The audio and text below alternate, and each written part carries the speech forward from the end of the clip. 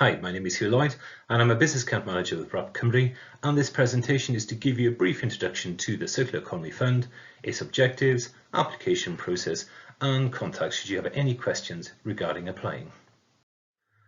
First, let me introduce you to RAP Cymru. We're a part of RAP UK and we specialise as circular economy experts working with UK governments, the EU and other funders to help deliver their policies on waste prevention and resource efficiency. Now, RAP Cymru is a not-for-profit organisation and we work with Welsh businesses and local authorities, offering grant funding for resource sustainable solutions, guidance on sustainable procurement and diverting waste from landfill. We also help them promote local employment, reducing carbon footprint, driving innovation and delivering market change. Now, the idea of a circular economy is about rethinking, redesigning the way we make and use products, designing out waste and pollution, and keeping products and materials in use for as long as possible. It's about driving greater resource productivity and reducing the environmental impacts of production and consumption. The £6.5 million Circular Economy Fund was created to accelerate Wales's shift to a circular economy by providing investment in capital equipment for Welsh businesses that are committed to operating more sustainably.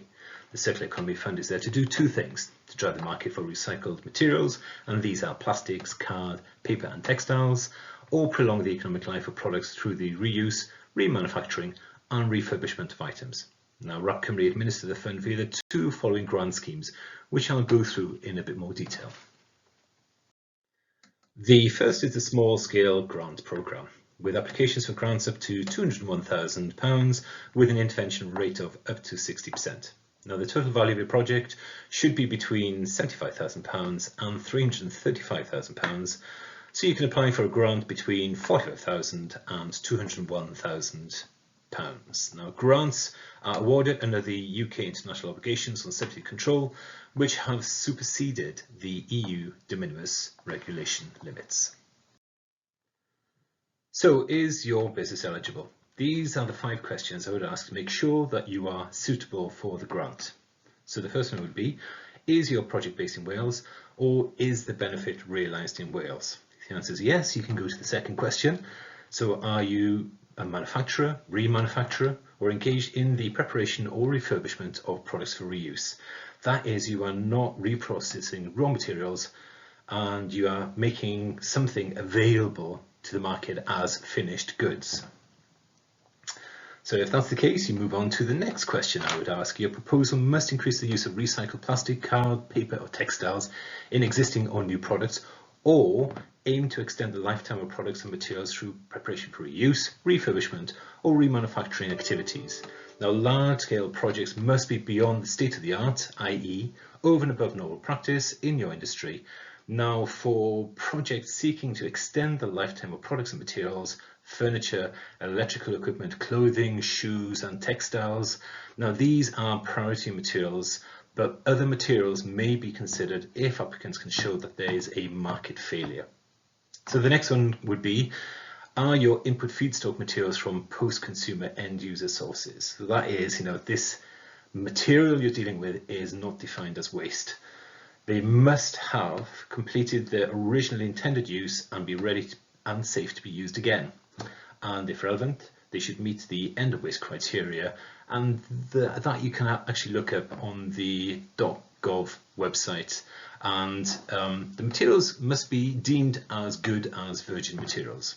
Then the fifth and final question I would ask is this input material or feedstock somebody else's, not your own internal waste or offcuts? So this must be something sourced from outside your own organisation. Now, to give you an idea of what a successful grant application looks like, we'll examine Salpak, which is a company based in Port Talbot, and they produce plastic packaging for the furniture industry. Before they received the Small Scale Circular Economy grant, they used virgin plastics only in their production process. They used their grant to purchase a 3-layer blow molding machine, which allowed them to include a layer of recycled plastic in their products without compromising on quality. Salpak now produce plastic packaging with 30% recycled content from an external supplier, replacing a product previously manufactured with virgin plastics. Another example is Capital Value Plastics. They are based in Pontypool in Blaenavon, and they are a manufacturer of polythene building film for the construction industry. Products include damp-proof membranes, damp-proof courses and gas barriers and the like. Now, Capital Valley Plastics were already producing 100% recycled content plastic products when they applied for the grant. The grant enabled them to increase production capacity to meet customer demands for products, with the result that they are now using more recycled materials in production. They were awarded a small-scale grant, enabling them to purchase additional blow-film line, which operates using recycled content only. Their feedstocks include low-density polyethylene pellet produced from just-colored films, which is difficult to incorporate into products, so they've created a market for a difficult-to-use recycled material as part of this project.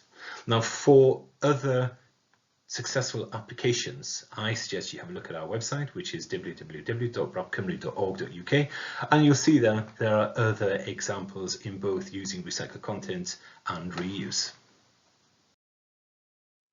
And finally, this is just our contact details and address. It's always best to drop us a quick email if you have any questions about the Circular Economy Fund, and we could set up a Teams meeting, or we just have a chat on the phone, and I can really tell you, or my colleague Costa or my other colleague Thomas, about what the process is and answer any questions that you may have. Thank you.